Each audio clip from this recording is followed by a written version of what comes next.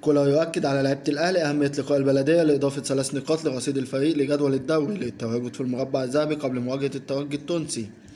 ياسر إبراهيم يعود للظهور في قائمة الأهلي أمام بلدية المحلة في الدوري، وكولر يستبعد وسام أبو علي للراحة والشناوي لعدم الجاهزية، وأحمد عبد القادر والسولية وأحمد نبيل كوكا وحمزة علاء للإصابة، وطاهر محمد طاهر وكريم الدبيس وخالد عبد الفتاح وأليو ديانج لأسباب فنية.